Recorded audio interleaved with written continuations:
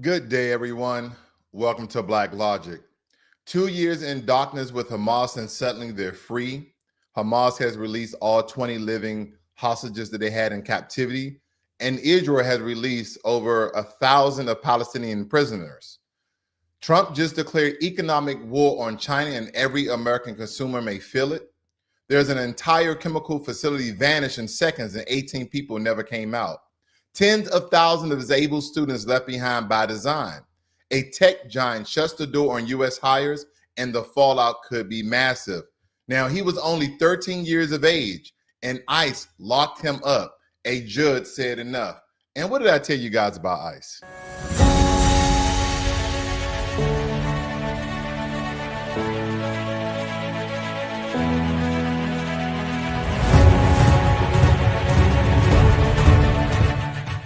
Now, of course, by now, the final group of living Israeli hostages that was taken during the October 7th of 23 Hamas assault has been freed after 736 days in captivity.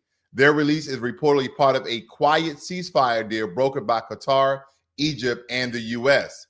And the monument has triggered massive celebrations in Israel, but also opened debate. Why did it take so long for this deal to actually go through, and what concessions were actually made? And a lot of critics are questioning whether this was a political maneuver or humanitarian breakthrough, and what happens to the dozen still unaccounted for. So President Trump does score a win with this. This may put him on the highest, probably one of the top ranking for the next Nobel Peace Prize. Again, there's other conflicts and war with around the world that President Trump is negotiating peace deals. So again, this is great for the Israeli hostages as well as the Palestinian prisoners that was also released. So this is a good thing that President Trump has done.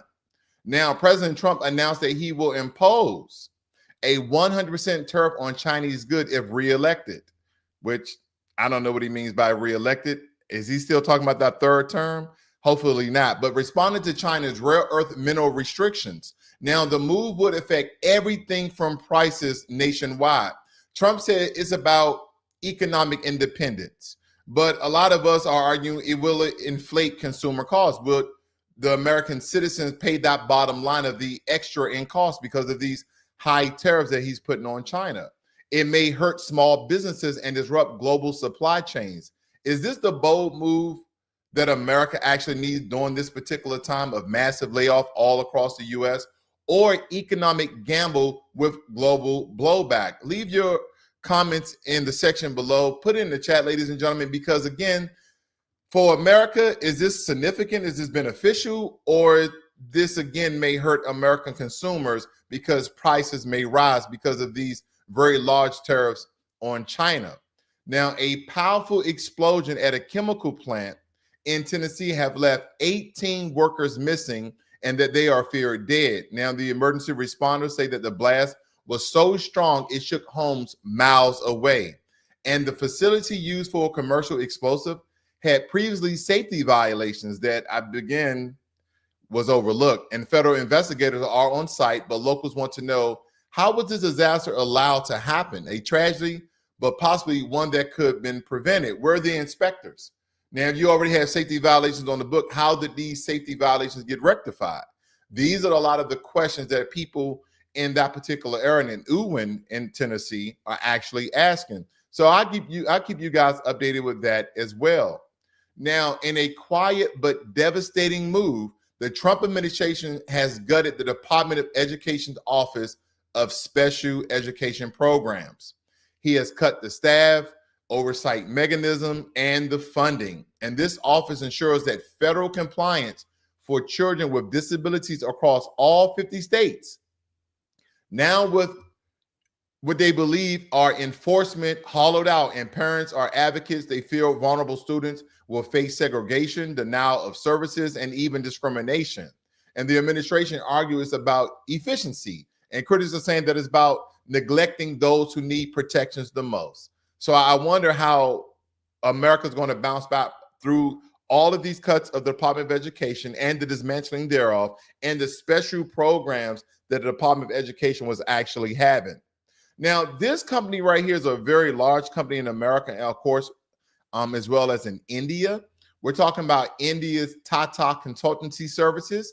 They have announced it will stop new H-1B visa hiring in the U.S., citing legal uncertainty after new visa hikes and restriction pushed by Trump administration. And this move could basically cause a brain drain that they're stating and force companies to shift talent overseas. And it's also a warning sign that American immigration crackdown may be pushing innovation out of the country. Well, that's some of my thoughts, but I think that a lot of my thoughts, and I've been standing by this for a very long time, especially in the past month or so here, is that this is a good thing for America. So this particularly consulting services is out of India, but is stationed here in America, and it's always recruiting the top talent out of India, and most likely in the technological field. So again, they're no longer going to recruit from India. Now, I don't know if they're going to recruit around the US, or they're going to move their services, or I don't know, dismantle their business here in America. I don't know their next move, and I'll keep you guys updated with that as well. But hopefully this company can now look for homegrown talent right here in America. And again, any American businesses that are overseas, I believe they should hire majority of their workforce for those foreign nationals in their own, whether or not, they're nationals in their country. But if you're in America and the only thing that you're doing is recruiting or hiring people from different countries, and mostly the country that you originated from, I believe that's a false move. I believe that it doesn't speak well to economic partnerships from around the world. And that if you are from another country and you build a business, and this is just my opinion, majority of your workers, majority of your employees need to be American. Or if America had businesses in other countries, majority of their employees should be of that country. It should be their national countrymen and women. That is just my belief. Now, they're only doing this to avoid that $100,000 H-1B visa fee that they will be paying year on and year out because of the partnership that they have with a lot of Fortune 500 businesses. So again, hopefully this will foster an environment that America change a lot of our educational curriculum, that we start teaching AI and coding and electrical engineering, software engineers, all of these things that will benefit American children and eventually benefit America. So we wouldn't have to recruit top talent around the world, and this so-called brain drain wouldn't even exist, because we really need to start investing in America and investing in American children as well as the adults, because the whole America First agenda, where it's at. I think this is one of the steps that we need to take to really live up to that slogan, America First. Because what does America First really mean? And I believe this is one of the things that President Trump is doing. And granted, I'm not a Republican, I'm not a Democrat, I'm not an independent. I just want to tell the truth, what's best for America. And I think that this whole divide that we have, is the reason why the shutdown is because of the Democrats. It's because the Republicans want to cut out health care. No, let's just look for the benefit of America. And this, in my opinion, benefits America. I wonder what you guys' thoughts on that as well. Now, when it comes to ICE, and I must put this as a disclaimer, not all ICE agents are doing a horrible job. Not all ICE agents are evil. But there's a portion of ICE, and those agents are despicable.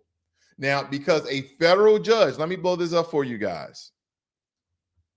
There was a federal judge in Boston. He has ordered the immediate release of a 13-year-old boy detained by ICE in what advocates call an unlawful custody case. Now, do not forget that this young man is 13 years of age. Now, they don't really give his ethnicity. They don't give his race or anything like that. I'm pretty sure he may be Latino or Black. I'm leaning more towards Latino because of his, I guess, detainment, no less. But this is a 13-year-old child.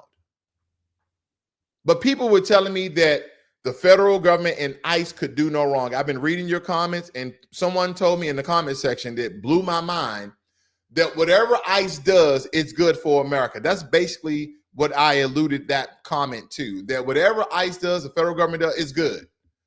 And I'm just like, that is when you start to really get into authoritarianism, you get into totalitarianism, you get into a dictatorship, because no one wants to question or challenge the government when we do things that we know that violates the law, because this child, which is a U.S. citizen, has been held in a detention center for weeks without access to legal counsel or due process. Now, this judge said that he can stay up in detainment up until October 17th. And the people that he's detained with, none of them are related to him. So he's around all these strange men in this detainment center, and he's a 13-year-old boy. Now, of course, this case now joins a growing pattern, in my opinion, of ICE abusing, targeting children and American citizens alike. So why is he in a detainment facility in ICE if he is an American citizen? And he has no guardian that's being detained with him. So he's around all these strangers and strange people and strange men in this facility, and they haven't given a reason. We can get some into the details of this particular story. I just want to show you very quickly. Now it says, in an order Friday, Judge Richard Stearns told ICE and the Department of Homeland Security that the boy must be released by Tuesday unless they can provide legitimate grounds for his detainment. They do not have currently legitimate grounds, because they would present that to the judge, would they not? Okay, he committed a crime. He did this, he did that. Here's the paperwork. Here's the evidence, judge. Okay, we understand. Let's look for his parents. Let's put him in a delinquent center, maybe some sort of child detainment center, something of those lines, but definitely not with grown men and women. You see what I'm getting at here? And it says Stearns' order states that the boy must get a hearing before an immigration judge no later than October 17th to consider bail, according to Mass Live. Now, the order also indicates concerns that the boy is being held presumably in the company of unrelated adult detainees. And again, it states here that the details regarding where and why the boy was arrested have not been publicly released because he is a juvenile. He's not even in a juvenile facility, ladies and gentlemen. They put him with grown men and women. They don't even have evidence of a crime or a violation. They didn't say that he was lost and he was looking, for his parents or some family members. But this is the ICE I was talking about. Not every single ICE agent or those who were deputized to be ICE agents, but there's a portion of them. And I kind of did a special last week on those ICE agents in Chicago. A great many of them are violating the law, whether it be humanitarian, ethical, moral, or just basic constitutional rights. But again, if you guys want to stick up for people who are doing the wrong thing, then the America that you want will burn in flames.